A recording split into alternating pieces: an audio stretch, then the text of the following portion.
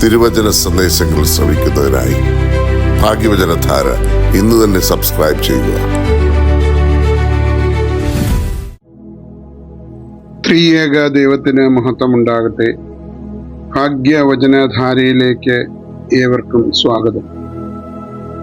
പരിശുദ്ധ ശ്ലീഹന്മാരെ സഭ പ്രത്യേകമായി ഓർക്കുന്ന നാളുകളിലൂടെയാണല്ലോ നാം ഇപ്പോൾ കടന്നു പോകുന്നത്.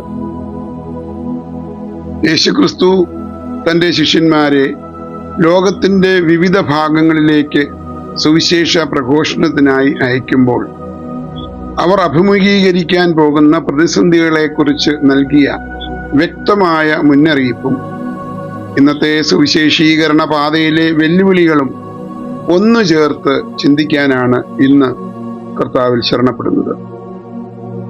വിശുദ്ധ മത്തായി ശ്ലീഹ എഴുതിയ സുവിശേഷം 10-ാം അധ്യായം 16-ാം വാക്യം, ഇതാ ചെന്നായ്ക്കളുടെ ഇടയിലേക്ക് ആടുകളെ പോലെ ഞാൻ നിങ്ങളെ അയക്കുന്നു, അതുകൊണ്ട് പാമ്പുകളെ പോലെ വിവേകികളും പ്രാവുകളെ പോലെ നിഷ്കളങ്കരുമായിരിപ്പീൻ എന്ന് ക്രിസ്തു ശിഷ്യരോട് പറയുകയാണ്.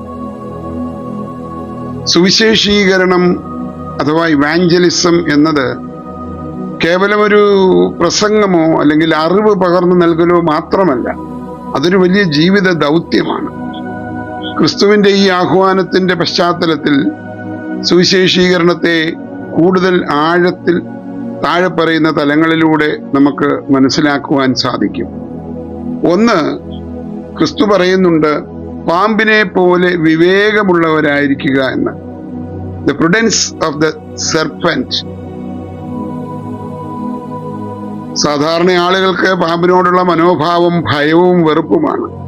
എന്നാൽ ഇവിടെ യേശുക്രിസ്തു ഉദ്ദേശിക്കുന്നത് പാമ്പിന്റെ തന്ത്രമല്ല, മറിച്ച് അതിന്റെ ജാഗ്രതയാണ്.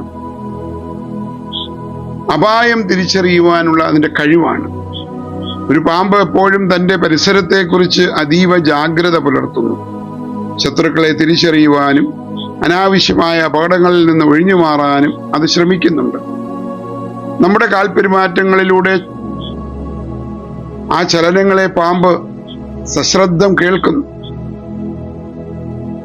അതുപോലെ ഓരോ സുവിശേഷകനും ക്രിസ്തു പാതയിൽ സഞ്ചരിക്കുന്നവനും താൻ നിൽക്കുന്ന സാഹചര്യങ്ങളെക്കുറിച്ചും തങ്ങൾക്കുണ്ടാകാവുന്ന എതിർപ്പുകളെക്കുറിച്ചും വ്യക്തമായ ബോധ്യം ഉണ്ടായിരിക്കണം.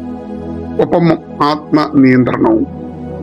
വിവേകം എന്നത് ശത്രുക്കളോടുള്ള ഒരു പകവീട്ടലല്ല, മറിച്ച് പ്രകോപനങ്ങളിലും ശാന്തതയും സമചിത്തതയും കൈവിടാതെ ദൈവരാജ്യത്തിന്റെ മൂല്യങ്ങൾ സംരക്ഷിക്കുക എന്നതാണ്.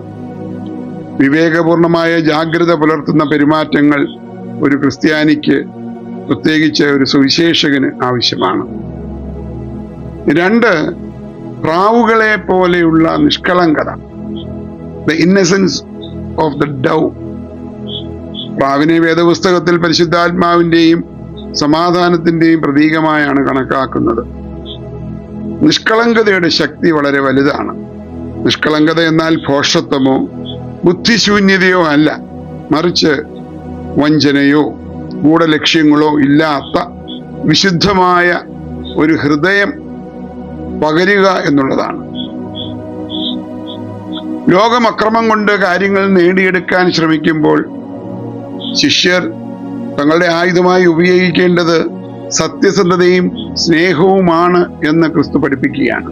അതാണ് ക്രിസ്തീയ സാക്ഷ്യം. ആ സാക്ഷ്യത്തിന് ഒരു പരിശുദ്ധിയുണ്ട്. നമ്മുടെ ജീവിതം മറ്റുള്ളവർക്ക് ഒരു തടസ്സമാകരുത്. ഒരു വെള്ളരിപ്രാവ് ചെളിവെള്ളത്തിൽ ഇറങ്ങിയാലും അതിന്റെ വെളുത്ത നിറത്തിന് മങ്ങലേൽക്കാത്തതുപോലെ ലോകത്തിന്റെ തിന്മകൾക്കിടയിലും ഒരു ക്രിസ്ത്യാനിക്ക് അല്ലെങ്കിൽ ഒരു സുവിശേഷകന് പ്രത്യേകമായും ക്രിസ്തീയ സാക്ഷ്യത്തിന് കളങ്കം വരാതെ സൂക്ഷിക്കുവാൻ കഴിയണം. ഈ 2 ഗുണങ്ങളും ഒരേ സമയം ഒരു വ്യക്തിയിൽ സമ്മേളിക്കുമ്പോഴാണ് ക്രിസ്തീയത പൂർണ്ണമാകുന്നത്.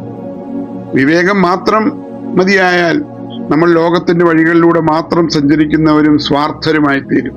നിഷ്കളങ്കത മാത്രമാകുമ്പോൾ നമ്മൾ മറ്റുള്ളവരുടെ ചതിക്കുഴികളിൽ വീഴുന്നവരും പരിഹസിക്കപ്പെടുന്നവരുമായി മാറും. യേശുക്രിസ്തു നമ്മളോട് ആവശ്യപ്പെടുന്നത് ആത്മീയമായ പക്വതയുടെയും ലളിതമായ സ്നേഹത്തിന്റെയും സന്തുലിതാവസ്ഥയാണ്.